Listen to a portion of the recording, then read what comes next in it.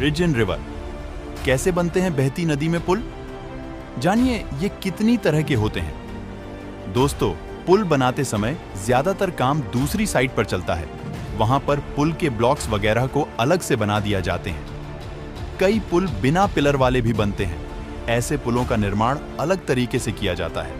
मैं आपको बताने वाला हूं ब्रिज इन रिवर। तो दोस्तों, आपने जरूर किसी नदी, नहर के ऊपर या समुद्र के बीच में पुल बने हुए देखे होंगे और अधिकतर नदियों पर पुल पिलर के सहारे टिके रहते हैं। और दोस्तों, क्या आपके मन में भी इन पिलर्स को देखकर यह सवाल कभी ना कभी आया है कि आखिर समुद्र के इस बहाव के बीच इन पिलर को कैसे बनाया गया होगा और इंजीनियर्स ने इन पुलों को बनाने के लिए किन तरीकों का इस्तेमाल किया होगा? तो आज हम आपके इन सवालों का जवाब बताते हैं।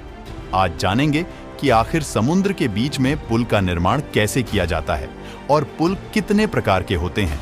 और दोस्तों, चैनल को सब्सक्राइब जरूर से कीजिएगा। करेंगे ना दोस्तों? चलिए अब आगे बढ़ते हैं। दरअसल दोस्तों, आपको बता दूं कि जिस तरह किसी मकान या बिल्डिंग को बनाने से पहले उसकी नींव डाली जाती है, वैसे ही पुल में भी नींव बनाई जाती है। पुल बनाने के पूरे प्रोजेक्ट के आधार पर नींव को लेकर भी पहले प्लान बना लिया जाता है। यहाँ पानी के बीच में रखी जाने वाली नींव का नाम कॉफर डैम होता है। कॉफर डैम एक प्रकार से ड्रम के जैसे दिखते हैं।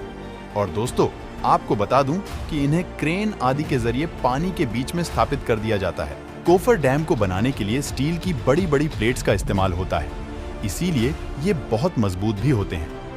कॉफर डैम आकार में गोल या स्क्वायर जैसा हो सकता है। यह पुल बनाने और नदी का बहाव आदि कई चीजों पर निर्भर करता है। और दोस्तों, अब आप सोच रहे होंगे कि आखिर समुद्र की बहते पानी में कॉफर डैम काम कैसे करते हैं। तो दोस्तों, मैं आपको बता दूं कि कॉफर डैम ऐसे करता है काम जैसे कि आपको बता दूं कि आपने मेलों में तो मौत का कुआं जरूर देखा होगा। कॉफर डैम उसी की तरह होते हैं। दोस्तों, सीधे शब्दों में कहा जाए तो यह ड्रम की तरह होता है और यह काफी मजबूत भी होते हैं। इसे स्टील से बनाया जाता है। और दोस्तों, आपको बता दूं कि पुल बनाने के लिए कॉफर डैम को पानी के बीच में रख दिया जाता है, जिसके कारण नदी में बहने वाला पानी आसपास से बह जाता है और पानी इसके अंदर नहीं आता है। यह ठीक उसी तरह है जैसे किसी गिलास में एक स्ट्रॉ को रख दिया हो। इसके बाद इसमें भरे पानी को बाहर निकाल दिया जाता है, जिसके बाद कॉफर डैम में नीचे की मिट्टी दिखाई देने लगती है और फिर वहां पिलर बनाने का काम शुरू किया जाता है। और दोस्तों, आपको बता दूं कि इंजीनियर इसके अंदर जाकर काम करके एक मजबूत पिलर बनाते हैं। पिलर बन जाने के बाद फिर ऊपर ब्रिज का काम शुरू होता है। और दोस्तों, आपको बता दूं कि जहां पानी ज्यादा गहरा होता है, वहां कॉफर डैम के जरिए पुल नहीं बनाया जा सकता है। ऐसी जगहों पर पहले रिसर्च करके जमीन के नीचे कुछ पॉइंट बनाए जाते हैं। वहां की मिट्टी की जांच की जाती है कि वहां नीचे की जमीन पिलर बनाने लायक है कि नहीं। अगर जमीन पिलर बनने लायक पाई जाती है, तो फिर इसके बाद उस जगह पर गड्ढे किए जाते हैं और उनमें कई पाइप ऊपर से नीचे डाले जाते हैं और वहां के पानी बाहर निकाला जाता है। फिर इन पाइप में सीमेंट और कंक्रीट आदि भरी जाती है।